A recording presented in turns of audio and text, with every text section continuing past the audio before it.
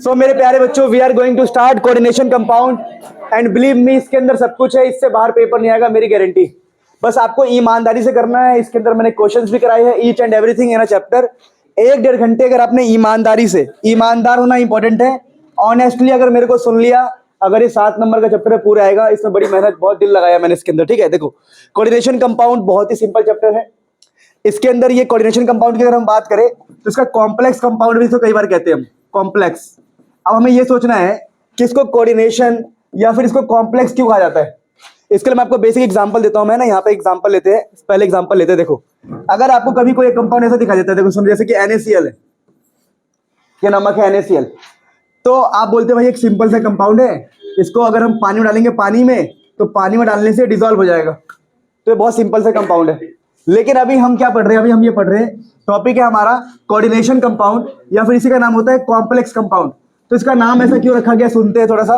देखिए, ये ऐसे एक्चुअली में ऐसा होता है, जैसे Fe है, यहाँ CN है, यहाँ 6 है, और यहाँ ये है कोऑर्डिनेशन कंपाउंड। और मान लो बाहर कुछ है, मैंने कहा मान लो 2 क्लोरीन है बाई चांस, तो ये है कोऑर्डिनेशन कंपाउंड, इसके बारे में पढ़ना है। तो यहाँ पर आप खास बात क्या ध्यान रखोगे, अगर आप इसके अंदर पानी डालते हो, पानी, अगर आपने इसके अंदर पानी डाला पानी, तो ये वाला जो पार्ट है ये टूटता ही नहीं है, टूटता नहीं है, बहुत अजीब सा है, कॉम्प्लेक्स है। क्या है कॉम्प्लेक्स वर्ड, समझते हो? बोलते भाई हम एक कॉम्प्लेक्स से रिश्ते में फंस गए, मतलब वो ना टूट रहा है ना क्या, कहाँ आ गया मैं अच्छा। तो कॉम्प्लेक्स मतलब अजीब सा है ना। तो देखो, ये सिंपल है और ये क्या है, कॉम्प्लेक्स। मेरी बात सुन रहे हो? तो कॉम्प्लेक्स कंपाउंड इसका नाम क्यों कहते हैं, समझ में आ गया? क्योंकि ये पानी के अंदर पूरी तरह डिसॉल्व नहीं होता, पूरी तरह डिसॉल्व, ये टूटता नहीं है। ब्रैकेट के अंदर जितना भी सिस्टम है, कुछ भी टूटेगा नहीं। तो यही हमारा कॉम्प्लेक्स कंपाउंड है, यही हमारा कोऑर्डिनेशन कंपाउंड है। बेटा बात नहीं। तो मुद्दा ये है कि आज हमें कोऑर्डिनेशन कंपाउंड के बारे में पढ़ना है बहुत डिटेल में। अब बात करते हैं थोड़ी सी और। यहां लिखा है कि कोऑर्डिनेशन कंपाउंड ये होता क्या, वो समझते हैं हल्का सा। तो इसके अंदर आप डेफिनेशन खुद पढ़ोगे, समझ में आ जाएगा। इसके अंदर एक सेंट्रल मेटल एटम होता है, एक सेंट्रल मेटल एटम या फिर सेंट्रल मेटल आयन भी कह सकते हैं। तो मान लो मैंने कहा कि M पॉजिटिव कुछ है, M+2 यहां पर है, तो आसपास ना, आसपास कुछ जैसे Cl- या फिर NH3, जिसके पास भी इलेक्ट्रॉन होगा। देखो अभी ये न्यूट्रल है, ना प्लस है ना माइनस है, पर इसके पास इलेक्ट्रॉन है। वैसे Cl- तो इसके पास भी इलेक्ट्रॉन है। तो ये लोग इस पॉजिटिव को अप्रोच करते हैं, क्या करते हैं, अप्रोच। तो अप्रोच करने की वजह से इनके बीच में एक बॉन्डिंग बनती है। क्या बनती है इनके बीच में? एक बॉन्डिंग। तो बॉन्डिंग की वजह से जो कंपाउंड बनता है उसको बोलते हैं कोऑर्डिनेशन कंपाउंड। तो कोऑर्डिनेशन कंपाउंड के अंदर क्या होता है, एक सेंट्रल मेटल एटम होता है जो सेंटर में होता है। ऐसा मान लो हम सेंटर में इसको रख रहे हैं, बाकी यहां से अमोनिया आया, उसने जाके यहां पर अप्रोच किया, यहां से Cl- आया, जाके अप्रोच किया। तो एक सेंट्रल मेटल एटम को इलेक्ट्रॉन रिच स्पीसीज, जिसके पास इलेक्ट्रॉन ज्यादा, इलेक्ट्रॉन रिच, जो इलेक्ट्रॉन वाले हैं, वो जाके अप्रोच करते हैं। अप्रोच करने से एक रिश्ता स्टेबलाइज होगा, एक बॉन्डिंग स्टेबलाइज होगी और कंपाउंड बनके तैयार होगा, उसको बोलते हैं हम कोऑर्डिनेशन कंपाउंड।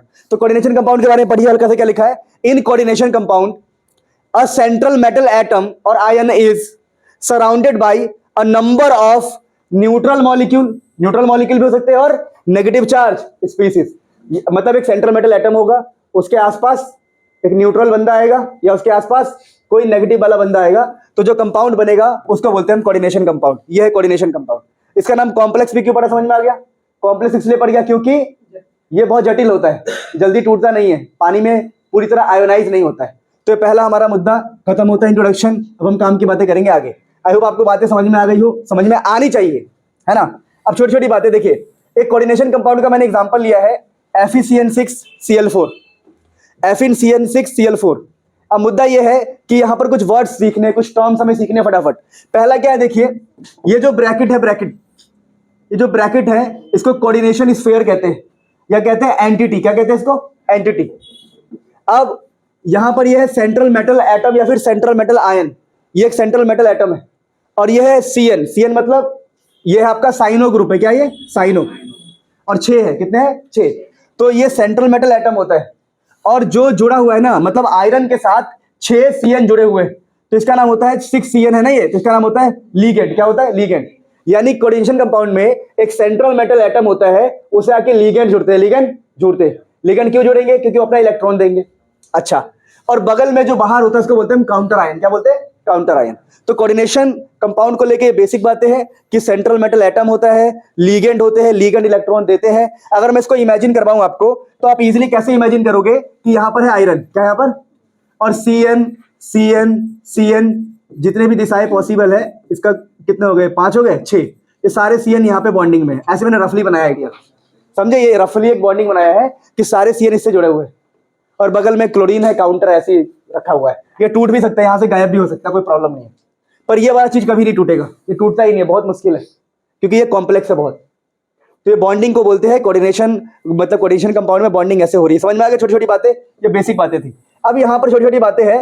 एक टॉपिक है कोऑर्डिनेशन नंबर।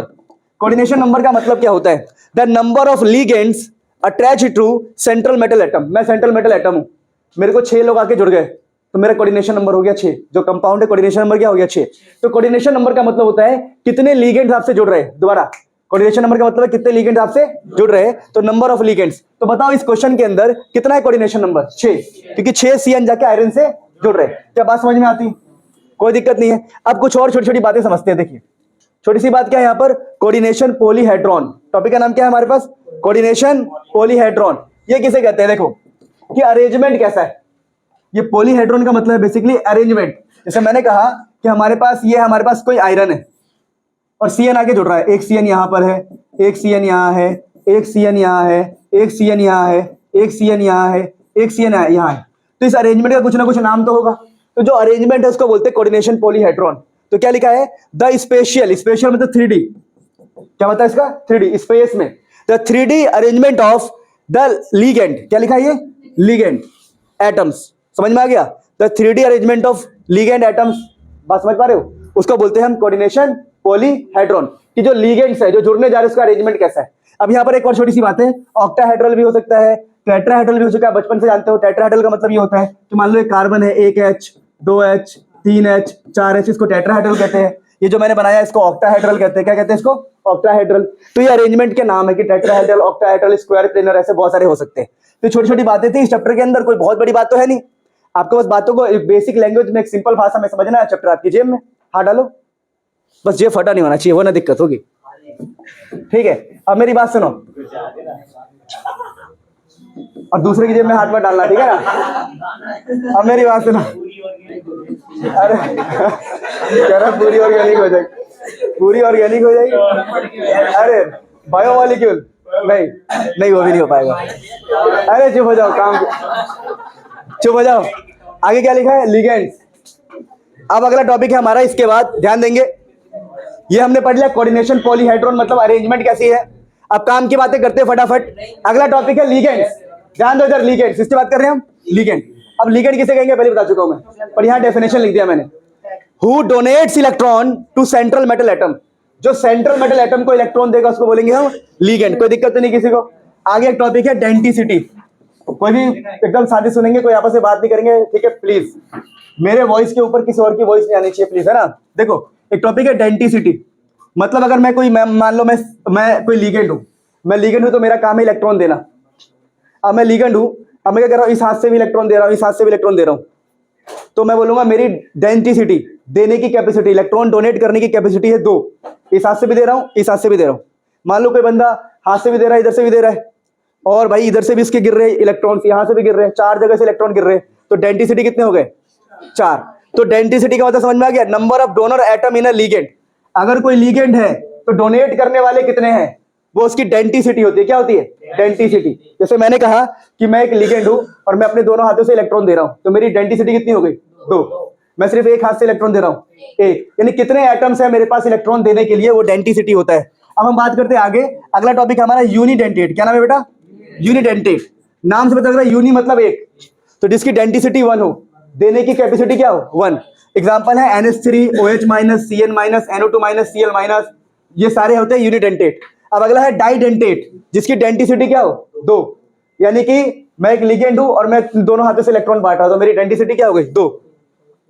ठीक है। अब यहां पर देखो इसका एग्जांपल क्या है, ध्यान से देखेंगे। तो एग्जांपल से प्यारे बच्चों, यहां पर CH2 CH2 NH2, देखो CH2 CH2 NH2 NH2, तो यहां पर 2 नाइट्रोजन होते हैं जिनके पास इलेक्ट्रॉन होता है, तो ये दोनों ही इलेक्ट्रॉन दे सकते हैं, तो ये होगा इसकी डेंटिसिटी 2 होगी। अब ये बहुत ही इंपॉर्टेंट, इसका नाम होता है इथेन 1,2 डाइअमाइन। इथेन 1,2, मैं चाटा मार दूंगा खींच के। फोन क्यों यूज कर रहे हो बेवकूफ? ये क्या है? इथेन 1,2 डाइअमाइन, और इसका सिंबल क्या होता है? EN। अरे ध्यान दो ना इधर, पूरा फोकस करके। 4 दिन बाद पेपर है, बताओ। साड़ी पहन के नाच भी देता हूँ क्या यार? ये इंटरटेनमेंट की तलाश में।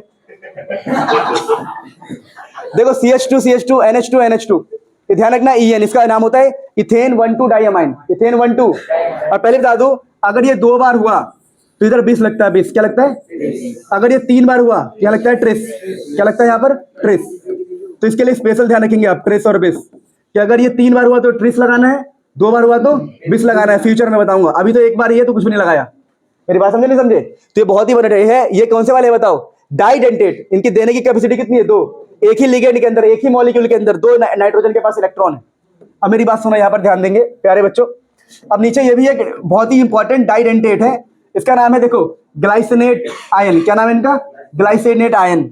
अब ये देखो क्या होता है, CH2 NH2CO-। यहाँ पर भी इलेक्ट्रॉन अवेलेबल, यहाँ पर नेगेटिव चार्ज अवेलेबल है, यानी ये भी इलेक्ट्रॉन देगा, ये भी इलेक्ट्रॉन देगा। इसका सिंबल होता है ग्लाई। क्या नाम होता है, ग्लाई। अब देखो ये बहुत इंपॉर्टेंट है, बहुत जगह आएगा, बहुत जगह आएगा। इसका सिंबल होता है ग्लाई। अब यहाँ पर देखो, यहाँ पर देखो, ये CO-, क्या है, CO-। यहाँ पर एक नेगेटिव यहाँ है, एक नेगेटिव यहाँ है, तो ये कहलाता है ऑक्सीलेटो। क्या कहलाता है ये, क्या बात में क्या कहलाता है ये, ऑक्सीलेटो। और ये भी 2 नेगेटिव है, मतलब 2 तरह से इलेक्ट्रॉन दे सकता है। ये भी क्या होगा, डाइडेंटेट। आप इसको रीड करो पूरा एक बार बढ़िया से, ये वाला टॉपिक आगे बहुत काम आएगा, फिर हम आगे बढ़ेंगे। सो प्यारे बच्चों, ध्यान देंगे, इन सबके सिंगल नहीं, सिंबल और नाम याद रखना बहुत काम आएगा। कि तुम्हें पता भी नहीं है, मेरी तबियत खराब है, फिर भी काम कर रहा हूं मैं, 2-3 दिन से सोया भी नहीं हूं मैं। ध्यान दो, पॉलीडेंटेट की बात करते हैं। पॉलीडेंटेट, तो पॉलीडेंटेट क्या होता है, ध्यान देंगे। पॉली मतलब बहुत सारे, वो बहुत सारे एटम्स होंगे जो इलेक्ट्रॉन दे सकते हैं एक मॉलिक्यूल के अंदर। तो इसका बेस्ट एग्जांपल होता है EDTA। ये होता है हेक्साडेंटेट, यानी एक ही मॉलिक्यूल के अंदर 6 ऐसी चीज होगी जहां से इलेक्ट्रॉन मिलेगा। और गायब हो गया, कैसे कैसे कहा गया, कहाँ, अरे देखता हूँ कहाँ गया, अपने आप गायब हुआ था क्या। तो प्यारे बच्चों, हम थे पॉलीडेंटेट पे। पॉलीडेंटेट का मतलब क्या होता है कि उसके पास बहुत सारे डोनर एटम्स होंगे। हमने एग्जांपल लिया हेक्सा, हेक्सा मतलब 6 वाले, उसका नाम होता है EDTA, मतलब इसके पास 6 डोनर साइट्स होंगे, मतलब 6 एटम्स ऐसे होंगे जो इलेक्ट्रॉन देने के रेडी है एक ही बंदे के अंदर।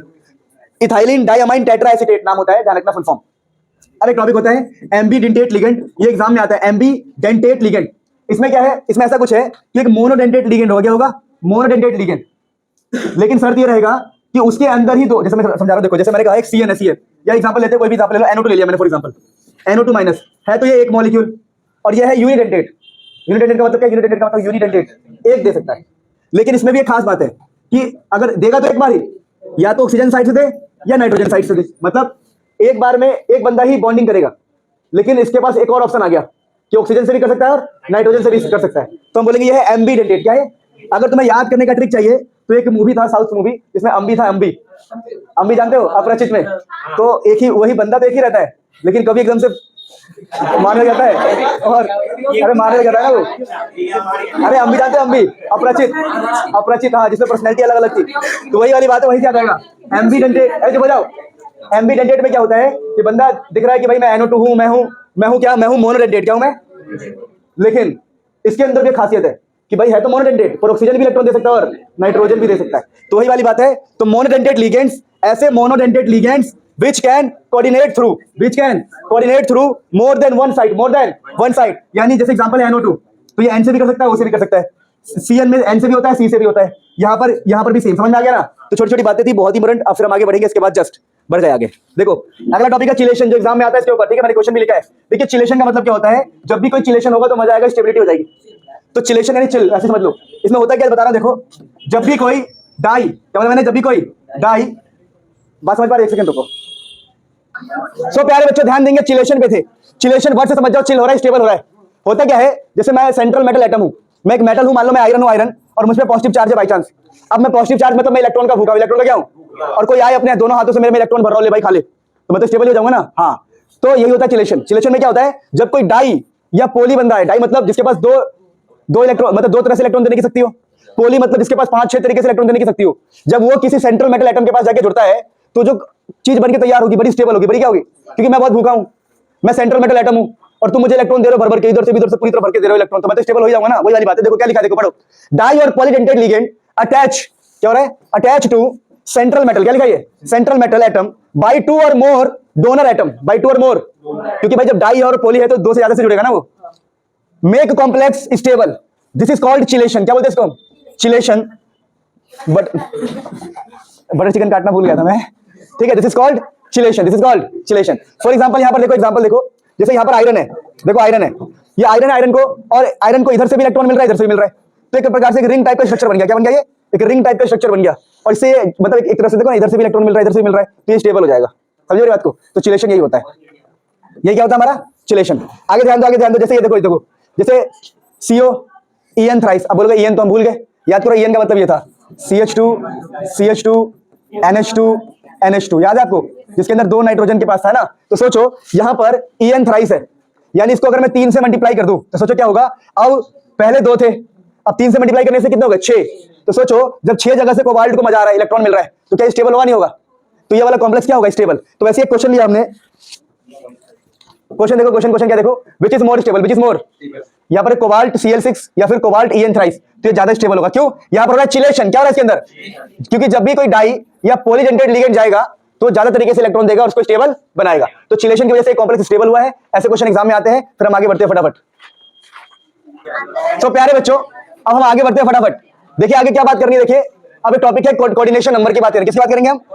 तो कोऑर्डिनेशन नंबर का मतलब मैंने आपको अभी बताया नहीं है ठीक से, पर कोऑर्डिनेशन में बता दे रहा हूं ठीक से। कोऑर्डिनेशन नंबर बेसिकली ये रिप्रेजेंट करता है कि भाई कितनी जगह से इलेक्ट्रॉन मिल रहा है, कितनी जगह से। आपको पता होगा EN के अंदर इथाइलिन डायमाइन या फिर इथेन 1,2 डायमाइन, उसमें 2 जगह से क्या मिलता है इलेक्ट्रॉन, और ये 3 से मल्टीप्लाइड है, इसका मतलब कितनी जगह से इलेक्ट्रॉन मिल रहा है बताओ। तो आप बोलोगे सर 6 जगह से इलेक्ट्रॉन मिल रहा है, तो इसका जो कोऑर्डिनेशन नंबर हो जाएगा वो जाएगा 6। क्या हो जाएगा 6। तो कोऑर्डिनेशन नंबर से याद रहेगा कि कितनी जगह से इलेक्ट्रॉन मिल रहा है, कितनी जगह से इलेक्ट्रॉन मिल रहा है। वैसे देखो यहाँ पर क्या लिखा है, यहाँ लिखा है कोबाल्ट के बगल में है Br2, कोबाल्ट के बगल में क्या है Br2, और EN कितनी बार है 2 बार, तो 2 ब्रोमीन इलेक्ट्रॉन दे रहे हैं, कोई बात नहीं भाई, और EN का मतलब 1 के अंदर 2, तो 2 के अंदर 4, तो कोऑर्डिनेशन नंबर कितना हो गया 6। 4 यहां से आएगा, 2 यहां से। अब देखो यहाँ पर लिखा है C2O4, अगर आपको याद हो C2O4 ऐसा था COO माइनस COO माइनस, तो अब बताओ क्या होगा सोचो। तो यहाँ पर 2 1 के अंदर 2 होता है, 3 के अंदर कितना हो जाएगा 6। तो ये कोऑर्डिनेशन नंबर वाली बात आप ध्यान रखेंगे। अब अगला टॉपिक रहेगा हमारा IUPAC नेमिंग। क्या रहेगा IUPAC? अब IUPAC नेमिंग के लिए मैं आपको क्वेश्चन से सिखा दूंगा, सारा ट्रिक से सिखा दूंगा, पर कुछ बातें आप याद कर लो बेसिक, ये बहुत बेसिक बातें हैं, बाकी आपके क्वेश्चन प्रैक्टिस पे डिपेंड करेगा, जो मैं भी आगे कराने वाला हूं। IUPAC नेमिंग में बेसिक क्या रहेगा, लिगेंड्स के लिए क्लोरीन को बोलेंगे क्लोरिडो, CN को बोलेंगे साइनो, NH3 को अमाइन डबल M वाला, और NO2 को बोलेंगे नाइट्रो N, ONO को बोलेंगे नाइट्रो O। मेरी बात समझो, याद करना पड़ेगा ये तो। H2O को एक्वा बोलते हैं, और मिथाइलिन अमाइन CH3NH2 को बोलते हैं मिथाइलिन अमाइन। ठीक है, ऐसे ध्यान रखेंगे आप लोग, ये सारे मोस्ट इंपोर्टेंट है। अब यहां पर ध्यान रखेंगे 2 के लिए डाई, 3 के लिए ट्राई, 4 के लिए टेट्रा, 5 के लिए पेंटा, 6 के लिए हेक्सा। और मेटल और नेगेटिव कोऑर्डिनेशन, ये एग्जांपल समझ में आएगा। अगर कोऑर्डिनेशन कंपाउंड के ऊपर, जैसे मैंने ऐसा लिखा देखो FeCl4, यहां लिख दिया -3, अगर कोऑर्डिनेशन कंपाउंड के ऊपर कभी माइनस का साइन आए, कोऑर्डिनेशन कभी माइनस हो जाए, तो आयरन को बोलते हैं फेरेट, PD को बोलते हैं पैलेडेट, Ag को बोलते हैं अर्जेंटेट, Au को बोलते हैं ऑरेथ। क्या बोलते हैं?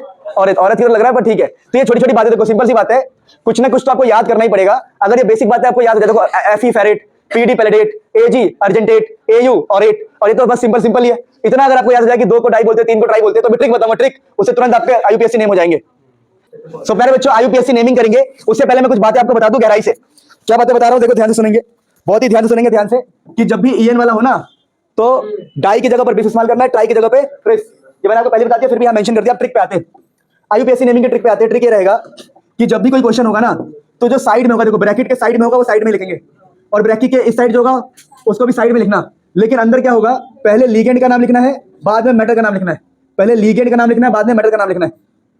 अब मैं समझाता हूं क्वेश्चन के थ्रू, तभी समझोगे। स्टेप 1, जैसे मान लो क्वेश्चन आ गया एग्जाम में कि भाई साहब इसका IUPAC नेम लिखो, तो स्टेप 1 ये होगा, सबसे पहले जो भी सेंट्रल मेटल एटम होता है, जैसे कोबाल्ट, आयरन, निकल, क्रोमियम, उसको X मान के X मान लिया। अब देखना है किसके ऊपर चार्ज होता है, क्या अमोनिया न्यूट्रल होता है, तो चार्ज हो गया उसका 0। क्लोरीन का चार्ज कितना होता है -1, और इक्वल टू में पता है कहां लिखना है, इक्वल टू में ब्रैकेट के ऊपर का चार्ज लिखना है। अब ब्रैकेट के ऊपर कैसे आएगा खुद निकालना पड़ेगा। देखो अगर बाहर Cl है, बाहर अगर Cl है और 2 है, तो बाहर होगा -2, बाहर क्या होगा, तो इसके ऊपर क्या होगा +2। जैसे कि Na प्लस और Cl माइनस होता है ना, जैसे Na पर Cl, Na plus Cl minus, वैसे अगर बाहर Cl का -2 है, तो इसके ऊपर क्या आएगा प्लस का 2। तो आपको इक्वल टू में किसका साइन रखना समझ में आ गया, इक्वल टू में हमेशा साइन रखना है कोऑर्डिनेशन के ऊपर कितना आ रहा है, बाहर की हेल्प से पता लगेगा। तो यहां से X की वैल्यू निकालोगे, तो ये -1 तो चलेगा 3, तो इस थर्ड को लिख देंगे, ये हमारा ऑक्सीडेशन नंबर है। क्या ये कई बार तो एग्जाम में ये याद है पूछने के लिए, बताओ कि सेंट्रल मेटल जो है उसका ऑक्सीडेशन नंबर क्या है। तो पहला स्टेप IUPAC नेम में आपको ऑक्सीडेशन नंबर लिखना है। दूसरा स्टेप क्या होगा, क्या ब्रैकेट के साइड में कोई बंदा है क्या, नहीं है, तो यहां पर भी आपको कुछ नहीं लिखना। देखो ये आप एक बार अपने मन में ब्रैकेट लगाओ, मन के अंदर, कि ब्रैकेट के अंदर कौन कौन है, कोबाल्ट है, NH3 है, Cl है, तो यहां तक आप ये देखो, लास्ट में Cl है ना, Cl, इस Cl को सीधा हम क्लोराइड बोल देंगे। क्या बोलेंगे, क्लोराइड। तो अभी ये मुद्दा नहीं है, ये तो बहुत इजी है, ये तो हटा भी दो, कोई दिक्कत नहीं। मुद्दा ये है कि काम करना कैसे। ट्रिक क्या कहता है, ट्रिक कहता है भाई साहब बहुत सिंपल ट्रिक क्या कहता है कि साइड वाले की चिंता मत करो, मेन आपको अंदर वालों का नाम लिखना है। किसका लिखना है, अंदर वालों का नाम। और लिखे कैसे, तो देखो कोबाल्ट को X मान के सब करके आपने निकाल लिया ऑक्सीडेशन नंबर। क्या निकाल लिया, ऑक्सीडेशन नंबर। देखिए अमोनिया न्यूट्रल होता है पता है। अब नाम लिखने के लिए ट्रिक ये है कि पहले लिगेंड लिखो। क्या लिखो? देखो ब्रैकेट के साइड वाले का नाम सेम रहता है, पर इस वाले क्वेश्चन में ब्रैकेट के साइड में कुछ है ही नहीं, तो लिखने की जरूरत नहीं है, सीधा हम लिगेंड इस्तेमाल करेंगे। साइड वाले साइड में और लिगेंड और मेटल ऐसे लिखना है। तो इसमें लिगेंड कौन कौन है? एक तो NH3 लिगेंड है और एक है क्लोरीन। तो NH3 का नाम है A से स्टार्ट होगा, अमाइन, क्लोरीन का C से। तो पहले आप लिगेंड में इसका नाम लिखोगे, और ये 5 बार है तो पेंटा, तो आप बोल दोगे पेंटा अमाइन, डबल M वाला पेंटा अमाइन। उसके बाद आएगा क्लोरीडो, क्या नाम है? क्लोरीडो। तो लिगेंड खत्म हो गया। लिगेंड के बाद हम लिखते हैं मेटल। कैसा लिखते हैं? मेटल। तो मेटल कौन है? Metal cobalt. कौन है? तो मेटल लिख दिया हमने कोबाल्ट। क्या लिख दिया? कोबाल्ट। क्या लिख दिया हमने? कोबाल्ट। अब कोबाल्ट का ऑक्सीडेशन नंबर लिख दिया 3rd, तो आपका अंदर काम हो गया पूरा, आपने लिख दिया, सबका नाम लिख दिया। अब साइड में कौन बच गया? क्लोरीन, तो क्लोराइड यहाँ पे लिख दिया हमने पास। छोटी सी बात थी। अब अगले क्वेश्चन से और समझेंगे फटाफट फटाफट समझते हैं। अगला क्वेश्चन देखो। अगला क्वेश्चन ये देखो, क्वेश्चन में देखो साइड में कुछ है क्या? इस बार साइड में कुछ भी नहीं है। इस बार दोनों कहीं भी कुछ भी नहीं है, साइड में कुछ भी नहीं है। इसको एक्स माना। यह है NO2। क्या है? NO2 पर -1 होता है, तो 3 है तो -3 हो गया। फिर NH3 है, 0 हो गया। और इक्वल टू में क्या रखते हैं? इसके ऊपर का चार्ज नहीं दिया है तो 0, कुछ दिया ही नहीं है तो 0 लिख दिया। तो एक्स की वैल्यू कितनी आ गई? 3। तो यहाँ से एक्स की वैल्यू कितनी आ गई? 3। तो साइड में कुछ भी नहीं है, तो इस बार साइड में कुछ भी नहीं है। तो सिंपल पहले लिगेंड। लिगेंड कौन है? एक तो नाइट्रो है, नाइट्रीटो है, एक नाइट्रीटो है और दूसरा क्या है? अमाइन। तो पहले अमाइन का लिखेंगे क्योंकि अल्फाबेट में पहले ए आता है। तो ट्राई अमाइन, ट्राई अमाइन लिख दिया। फिर यह है नाइट्रीटो N, नाइट्रीटो NO2 को हमने बोला नाइट्रीटो N। कितनी बार है ये? 3 बार। तो ट्राई नाइट्रीटो N। फिर कौन आएगा? कोबाल्ट। कोबाल्ट और ऑक्सीडेशन नंबर कितना है? 3rd। बात समझ में आ गया? बहुत ही सिंपल है। वैसे आप देखो ये वाले क्वेश्चन जो मैं बातें कर रहा था आपसे, ध्यान देंगे यहाँ पर क्वेश्चन में, ध्यान देंगे। अगर यहाँ पर पोटेशियम है, क्या ये आपको पता होगा? पोटेशियम जो है सोडियम की फैमिली का है। सोडियम पोटेशियम सब एक ही फैमिली के। सोडियम पे 1 होता है, पोटेशियम पे भी 1 होता है। तो यहाँ पर कितने पोटेशियम है? 3। तो यहाँ पर होगा 3 पॉजिटिव। क्या होगा? अगर इस बंदे पे 3 पॉजिटिव है तो ऊपर क्या होगा? 3 नेगेटिव। ध्यान रखना, क्योंकि ये Na+ है तो ये पूरा क्या हो गया? Cl-। अब मुद्दा यह है कि इसको एक्स मानेंगे, हमेशा एक्स मानते हैं। Cn पे हो जाएगा -6, इक्वल टू में यहाँ का चार्ज कितना है? -3। तो एक्स कितना आ गया? +3। अब मुद्दा यह है कि जो साइड वाले साइड में लिखना है, इस बार साइड में है तो पोटेशियम की जगह पर क्या गया? पोटेशियम। बस यहाँ पर पहले क्या लिखते हैं? लिगेंड। तो लिगेंड कौन है? साइनो। तो हेक्सा साइनो लिगेंड हो गया। तो और ये क्या है? आयरन। क्या है? आयरन। Iron 3rd। लेकिन आयरन का नाम मैंने आपको बताया था, मैंने कहा था जब भी कोऑर्डिनेशन स्फीयर के ऊपर माइनस साइन आ जाए तो अलग अलग नाम याद करने के लिए मैंने कहा था आपको। मैंने कहा था देखो जब भी कोऑर्डिनेशन नंबर के ऊपर माइनस आ जाए तो ये नाम होता है फेरेट, पैलेडेट, अर्जेंटेट और अर्थ। ठीक है, तो छोटी छोटी बातें हैं, अब ध्यान रखेंगे। तो यहाँ पर मैंने वही इस्तेमाल किया है कि कोऑर्डिनेशन स्फीयर के ऊपर माइनस आ गया तो मैंने क्या बोल दिया? बताओ क्या बोल दिया? फेरेट। क्या बोल दिया इसको? फेरेट। तो कर लोगे ना आप लोग ऐसे? अब अगला देखो, अगला ये क्वेश्चन क्या है? देखो यहाँ पर क्या बाहर यहाँ पर 2 दिख रहा है आपको? 2 प्लस का, 2 प्लस है तो यहाँ पर क्या आएगा? माइनस का 2। दोबारा इसको एक्स मानेंगे, क्लोरीन है तो -4 हो जाएगा और इक्वल टू में यहाँ का चार्ज जो कि -2 है तो एक्स यहाँ से आ जाएगा +2। +2 का मतलब है 2। अब नाम लिखने का बारी, तो साइड वाला साइड में रहेगा पोटेशियम। और अब क्या लिखेंगे? पहले लिगेंड बाद में मेटल। तो लिगेंड है क्लोरीडो। क्या है? कितनी बार? 4 बार, टेट्रा क्लोरीडो। और ये जगह देखो यहाँ पर माइनस है, क्या ये? कोऑर्डिनेशन स्फीयर के ऊपर क्या है? माइनस। तो ये बन जाएगा Pd की जगह प्लेटेट। सेकंड खत्म। अभी नहीं समझ में आया बेटा? अभी तो समझ में आना चाहिए। ध्यान देंगे, ध्यान देंगे, ध्यान देंगे, जान लगा देंगे, जान लगा देंगे, ध्यान देंगे। अगला क्वेश्चन देखो, अगला क्वेश्चन देखो। ये क्वेश्चन, ये कैसा क्वेश्चन है? यहाँ पर ऑलरेडी माइनस दे रखा, मतलब ये आयन है। क्या ये? आयन। अब यहाँ पर कोई पंगा ही नहीं है, सिंपल यहाँ पर रूल लगेगा लिगेंड और मेटल, साइड में कोई है नहीं। तो पहले तो एक्स मान लेंगे इसको, एक्स Cn का -2 और बाहर -1 दे रखा है, x = +1। पहला नियम क्या है? लिगेंड। लिगेंड कौन है? साइनो। डाई साइनो 2 बार है तो डाई साइनो क्या हो जाएगा? यहाँ पर डाई साइनो। यहाँ पर क्या है? Ag। और माइनस वाले के लिए नाम था अर्जेंटेट। देख क्या है पीछे? अर्जेंटेट। और कोऑर्डिनेशन में कितना? उसके कितना आया? Oxidation 1 ion. समझे? तो dicyanoargentate first ion. नाम लिखना है सबको, आना चाहिए भाई। इतना मेहनत के बाद भी नहीं आएगा तो क्या करोगे? अगला देखो, अगला क्वेश्चन। अगला क्वेश्चन बहुत सारे क्वेश्चन प्रैक्टिस करवा दिया मैंने। देखो सुनो क्या लिखा है? COONO। ठीक है, अच्छा यहाँ पर SO4 -2 होगा, पता ना आप लोगों को? तो इसके ऊपर क्या जाएगा? +2 ऑटोमेटिक आ जाएगा। ये तो सबको पता होता है यार कि अगर ये नेगेटिव है तो पूरा क्या हो जाएगा? पॉजिटिव। जैसे ये Na+ है तो वो Cl- हो गया। अब मुद्दा क्या है? एक्स मानेंगे, ये NO2 है क्या एक प्रकार से? ये तो -1 होगा, अमोनिया पर होता है 0, इसका -1 होगा, अमोनिया क्या होता है 0 और इक्वल टू में क्या जाएगा? प्लस का 2, एक्स इक्वल टू क्या जाएगा? +3। कोबाल्ट के 99% में +3 आता है। अब मेरी बात सुनो, तो यहाँ पर इसका नाम कैसे लिखेंगे? साइड में है कोई? इस तरफ है क्या? साइड में नहीं है तो साइड वाला आएगा ही नहीं। तो पहले लिगेंड। लिगेंड में अमाइन है और क्या है? नाइट्रीटो O है, पर अमाइन पहले आएगा तो पेंटामाइन। पेंटामाइन नाइट्रीटो O। फिर मेटल कौन है? कोबाल्ट 3rd और बाहर कौन है? सल्फेट। सेम टू सेम, कोई टेंशन ही नहीं। अगला क्वेश्चन देखो, अगला ये देखो, अगला क्वेश्चन क्या है प्यारे बच्चों? यहाँ पर ये देखो कुछ भी नहीं है, आयन है। क्या ये? आयन। तो हमने बोला पहले क्या लिखते हैं? पहले लिखते हैं लिगेंड। लिगेंड कौन है? पानी। पानी मतलब एक्वा। कितना? 6 हेक्सा एक्वा। ये क्या है? टाइटेनियम। ऑक्सीडेशन नंबर कैसे निकालेंगे? एक्स, पानी होता है न्यूट्रल, 0 इक्वल टू में +3 x इक्वल टू +3 आयन। खत्म। मजा आ गया? किसी को दर्द हुआ क्या? दर्द हुआ? अरे हुआ नहीं हुआ? नहीं हुआ, कोई बात नहीं। किसको हुआ? किसको? अच्छा, अब इधर देखो, ये वाला देखो फटाफट, बेटा ध्यान दो ध्यान दो ध्यान दो। अगला क्या लिखा? पढ़ो पढ़ो पढ़ो। एक्स मानना है, सबसे पहला रूल ये होता है कि एक्स, ये एक्स हो गया, इसका 0 होता है अमोनिया का, क्लोरीन का हो गया -1, फिर इसका 0 हो गया, और इक्वल टू में क्या बताओ, अगर ये Cl है तो इसके ऊपर +1। ये समझ में आया?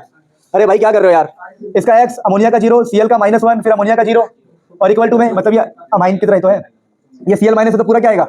+1 ब्रैकेट के ऊपर। तो यहाँ से एक्स आ गया 2। नाम लिखने का तरीका, साइड वाले साइड में है कोई नहीं है, वो साइड में तो साइड में लिखा है क्लोराइड, बीच में पहले लिगेंड, लिगेंड कौन है? क्लोरीन है, अमाइन है, पहले अमाइन आएगा तो डाई अमाइन, फिर क्लोरिडो, फिर और ये है मिथाइल अमाइन। क्या ये? मिथाइल अमाइन को ब्रैकेट में लिखना, ठीक है। फिर आपका क्या आएगा? प्लेटिनम। क्या आएगा? और ऑक्सीडेशन नंबर है 2, और लास्ट में क्या? क्लोराइड। खत्म। अगला क्वेश्चन देखो, अगला क्वेश्चन देखो, अगला क्वेश्चन फटाक से हो गया। अगला क्वेश्चन देखो, अरे देखो यार, देखो क्या लिखा है, देखो ये आपका है कोबाल्ट, EN और ये आयन है। क्या ये? आयन। अब मैंने कहा इन दिख गया, क्या दिख गया? कितनी बार? 3 बार। ट्रिस, 3 के लिए ट्रिस, इसका नाम होता है इथेन 1,2।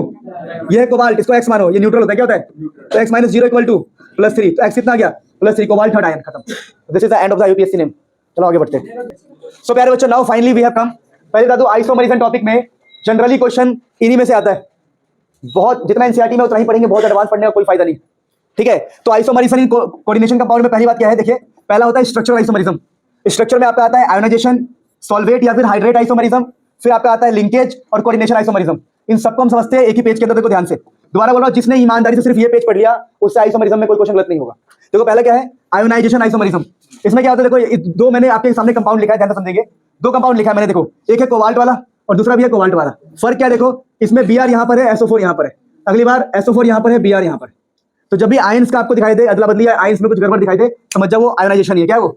या फिर पॉसिबिलिटी ये हो कि आयन अंदर बाहर जा सकता है, या आयन में चेंजेस दिखाई दे, समझ जाओ क्या होगा? वो आयोनाइजेशन। फिर अगर देखो सॉल्वेट, जब भी पानी मॉलिक्यूल में गड़बड़ दिखाई दे, समझ जाओ वो हाइड्रेट है। हाइड्रेट मतलब पानी, सॉल्वेट या फिर हाइड्रेट का मतलब होता है पानी। देखो यहाँ पर पानी है 6, यहाँ पर पानी है 5, पानी में गड़बड़ होती है, समझ जाओ कौन सा आइसोमरिज्म होगा? हाइड्रेट। अगला देखो, अगला लिंकेज। अगला क्या है? लिंक। लिंकेज मतलब लिंक होना। क्या होना? लिंक। तो यहाँ पर देखो जो बॉन्डिंग है N से हो रखा है, और अगले में बॉन्डिंग किसे हो रखा है? O से। यानी NO2 को हमने ऐसा उल्टा लिख दिया, O से लिख दिया पहले। तो देखो सब कुछ सेम है, फर्क किसमें आ रहा है? फर्क किसमें आ रहा है? बॉन्डिंग में, कि पहले N से बॉन्डिंग है और वहां पर O से। ये है नाइट्रिटो N और वो क्या है? नाइट्रिटो O। तो किसका फर्क आ गया? लिंकेज का, कि लिंक किससे हो रहा है। तो जब भी आपको ध्यान देना, अगला क्वेश्चन देखो, मतलब इसमें एम्बीडेंटेट वाले होंगे, समझ रहे हो? एम्बीडेंटेट, जिनके पास 2 तरीके से बॉन्डिंग करने की शक्ति होती है, तो कभी इससे तो लिंकेज शो करते हैं। आगे कोऑर्डिनेशन आइसोमरिज्म, सिंपल है। आपको अगर एग्जाम में ऐसा कुछ दिखाई दे कि एक 2 आपको ब्रैकेट दिखाई दे, एक ब्रैकेट पूरा और दूसरा ब्रैकेट का कोऑर्डिनेशन ही होगा, वो बात खत्म। तो इसमें हो क्या रहा है? जैसे कोबाल्ट EN थ्राइस है और क्रोमियम क्या है? CN6। तो अगली बार देखो क्या हो गया है? कोबाल्ट के साथ आ गया है CN, और CR के पास क्या आ गया? EN। मेरी बात समझे? कोबाल्ट EN में है तो अगली बार कोबाल्ट CN में आ गया, CN में है तो अगली बार CR EN में आ गया। सिंपल सी बात है। जब भी 2 ब्रैकेट दिखाई दे, अब इसको फील करना, देख के फील करना कितना आसान है ये। जब भी आपको 2 ब्रैकेट दिखाई दे, समझ जाना कोऑर्डिनेशन आइसोमरिज्म है ये। तो आइसोमरिज्म में ये वाला हो गया, आगे बढ़ते फटाफट। तो टॉपिक रहेगा स्टीरियो आइसोमरिज्म, और ये जो टॉपिक रहेगा एनसीईआरटी लेवल रहेगा, बहुत एडवांस नहीं पढ़ेंगे इसके ऊपर, क्योंकि आता ही नहीं है। तो स्टीरियो आइसोमरिज्म में हम ज्योमेट्रिकल पढ़ रहे हैं। ज्योमेट्रिकल आइसोमरिज्म देखो, ज्योमेट्रिकल तो आप लोग जानते हो, ज्योमेट्रिकल आइसोमरिज्म में ना 2 तरीके का होता है, एक होता है सिस, एक होता है ट्रांस। तो देखिए ये मैंने क्वेश्चन लिया एनसीईआरटी से। क्वेश्चन कह रहा है प्लेटिनम है, 2 NH3 है और 2 Cl है, और ये कोऑर्डिनेशन कंपाउंड है। अब यहाँ पर मुद्दा ये है कि देखो दोनों Cl एक साइड है, दोनों NH3 एक साइड है, इसको बोलते हैं सिस। क्या बोलते हैं? हो कैसे रहा है ये? जब भी एक Cl और दूसरे Cl में ऐसा कुछ बन रहा हो, जैसे ऐसे याद रखेंगे आप, 2 लड़कियां 2 सिस्टर ऐसे करती है ना फोटोज में, तो सिस। मेरी बात नहीं समझे? ऐसा तो जब भी ऐसा कुछ बन रहा हो ना, ऐसा V बन रहा हो, क्या बन रहा हो? V मिलाने पर V बन रहा हो, तो आप बोलेंगे सिस है। क्या हो? सिस। लेकिन चुप हो जाओ, कोई बिल्कुल प्लेन आ रहा हो, बिल्कुल क्या आ रहा हो? एक Cl और दूसरे Cl में, जैसे देखो एक Cl दूसरे Cl में V बन रहा है तो सिस बोल दिया। एक Cl और दूसरे Cl में पूरा प्लेन हो तो बोलेंगे उसको ट्रांस। क्या बोलेंगे भाई? ये तो पूरा प्लेन है, ट्रांस। ऐसे मेरी बात नहीं समझे? तो पूरा ट्रांस क्या? हाँ पूरा प्लेन है ना, तो ये ट्रांस हो गया। चुप हो जाओ, कोई बात नहीं। यानी 2 चीज को पकड़ना है, जैसे हमने Cl और Cl को पकड़ा, अगर दोनों में V बन रहा है तो सिस, और दोनों में दूरी आ रही है तो क्या हो जाएगा? ट्रांस। समझ में आया नहीं आया? तो ज्योमेट्रिकल में सिस एंड ट्रांस। वैसे देखो इस वाले में देखो, ये कोई कंपाउंड है जिसमें कोबाल्ट है, 4 NH3 है और 2 Cl है। कोबाल्ट है, 4 NH3 और 2 Cl है। इस बार Cl को पकड़ लो, तो ये Cl जो है Cl आपस में बना रहे हैं V। क्या बना रहे हैं? और ये जो Cl है आपस में क्या बना रहे हैं? प्लेन। बिल्कुल। तो जब भी ऐसा हो तो ट्रांस होता है, ऐसा हो तो क्या होता है? सिस। तो ये आपका सिस है और ये आपका ट्रांस है। क्या बात समझ में आ गया? तो ज्योमेट्रिकल में हमारे पास सिस और ट्रांसी है, सिस और अच्छा, अगर किसी ने इसका फॉर्मूला लिख दिया तो क्या परेशान हो जाओगे? फॉर्मूला कैसे लिख देंगे? ऐसे लिख देंगे कि भाई साहब कोबाल्ट है, 4 NH3 है, 4 NH3 है, 2 Cl है, Cl2 है, और बाहर एक पॉजिटिव है। बाहर क्या है? तो मैंने बाहर एक पॉजिटिव लगाया, दिख रहा आप लोगों को? पॉजिटिव, बाहर एक पॉजिटिव। तो अगर आपसे बोलेंगे बताओ भाई इसका आप वो बनाओ, सिस बनाओ, बना दोगे? दोनों Cl को साथ में रखोगे, सिस बन जाएगा, और दोनों Cs को अलग दोनों Cl को अलग रखोगे तो ट्रांस बन जाएगा। तो सिस और ट्रांस इजीली कर सकते हो। प्लीज नोट इट डाउन, फिर हम आगे बढ़ते हैं। सो प्यारे बच्चों, आइसोमरिज्म में हमारे पास एनसीईआरटी में ये है जो आपसे अगर आए तो एग्जाम में नहीं कर पाते। एक होता है फेसियल, एक होता है मेरिडियनल। आइसोमरिज्म में होता है क्या? सबको सेम रहता है, हल्का सा फर्क होता है। देखो क्या, देखो आपको 3 NH3 दिख रहे हैं, वहां भी 3 ही NH3 होंगे। यहाँ पर क्या होगा? 3 NO, दो कितने NO2 है? 2 है। यहाँ पर NO2, यहाँ पर NO2 आएगा, मैंने गलत बना दिया, कोई बात नहीं, ठीक है, ध्यान रखना। तो यहाँ पर 3 NO2 है, 3 NH3, यहाँ पर 3 NO2 है, 3 NH3, तो सब कुछ सेम है। फर्क क्या है? अरेंजमेंट का, ज्योमेट्री का फर्क है। तो ये ज्योमेट्रिकल आइसोमरिज्म है, इसका नाम होता है फेसियल। फेसियल कब? जब तीनों NH3 एक प्रकार से एक ऐसे आ रहे हो, ट्रायंगल टाइप में, एक ट्रायंगल टाइप का बन रहा होगा ना तीनों में, तो इसको बोलते हैं फेसियल। और इसमें क्या हो रहा है? देखो ये इधर है, एक इधर है। जब ऐसा बन रहा हो तो ऐसा बन रहा हो, देखो ऐसा बन रहा हो कि 2 के सामने मान लो तीसरा वाला है, हर 2 के सामने तीसरा वाला है, तो इसको बोलते हैं मेरिडोनल। क्या बोलते हैं? तो ये मेरिडोनल है और ये है फेसियल। बस इसको लिख लो, एनसीईआरटी से बाहर पेपर कभी नहीं आता, और वैसी बात तो ये सब आएगा भी नहीं, फिर भी मैं एक्स्ट्रा करवा रहा हूँ ये सब। अब बात करते हैं ऑप्टिकल आइसोमरिज्म। तो देखो ऑप्टिकल आइसोमरिज्म के लिए ना आपको सिंपली डायग्राम बनाना होता है। जैसे एक क्वेश्चन आ गया कि बताओ भाई जो COEN थ्राइस है, इसका बताओ कि ऑप्टिकल आइसोमरिज्म क्या। पहली बात तो होता है क्या ऑप्टिकल आइसोमरिज्म? कि भैया कोई आपके पास कोई कंपाउंड है, उसका मिरर इमेज उसके ऊपर फिट ना हो। जैसे हमने इसका इस हाथ का इमेज लिया और मान लो इसका हाथ का इमेज जो है इसके ऊपर फिट नहीं हो रहा है, तो हम बोलेंगे ये ऑप्टिकल आइसोमरिज्म शो कर रहा है। तो ऑप्टिकल आइसोमरिज्म में क्या होता है? Mirror image of each other non super impossible. जब मिरर इमेज एक दूसरे के ऊपर फिट ना हो तो हम बोलते हैं भैया ऑप्टिकल आइसोमरिज्म है ये। वैसे ये वाला टॉपिक आपका ऑर्गेनिक का होता है, ऑप्टिकल आइसोमरिज्म। या फिर छोड़ो, काम की बात इतना है कि हमें इसका मिरर इमेज लेना है और देखना है क्या एक दूसरे के ऊपर फिट होंगे कि नहीं होंगे, एक दूसरे की इमेज एक दूसरे के ऊपर फिट होगी कि नहीं होगी। जैसे देखो ये हाथ और ये हाथ फिट हो गया, तो हम बोलेंगे ये सुपर इम्पॉसिबल है, मतलब ये ऑप्टिकल आइसोमरिज्म नहीं दिखाएंगे। लेकिन अगर ये हाथ इस हाथ के साथ फिट ना हो तो हम बोलेंगे ऑप्टिकल आइसोमरिज्म दिखाएगा। तो फिट नहीं होना चाहिए, कुल मिला के नॉन सुपर इम्पॉसिबल इमेज होना चाहिए। तो हमने इसका डायग्राम बनाया, हमने बोला देखो यार कोबाल्ट है और EN थ्राइस है, तो देखो इसका जो कोऑर्डिनेशन नंबर है ना, कोऑर्डिनेशन नंबर वो है 6। क्या है? और जब भी किसी का कोऑर्डिनेशन नंबर 6 होता है तो डायग्राम ऐसे बनता है। देखो आपने पढ़ा होगा बचपन में, जिसको याद ना बता दूं मैं, कोऑर्डिनेशन नंबर अगर 4 हो तो डायग्राम ऐसा बनता है। देखो 1 2 3 4। लेकिन अगर कोऑर्डिनेशन नंबर 6 हो, कोऑर्डिनेशन नंबर 6 ऐसा बनता है। देखो 1 2 3 4 5 6। तो हमने कोऑर्डिनेशन नंबर 6 है ना EN बताया था मैंने 6 होता है, तो हमने लिया कोबाल्ट लिया और 6 लाइन खींच दिया। 1 line 2 line 3 line 4 line 5 line 6 line.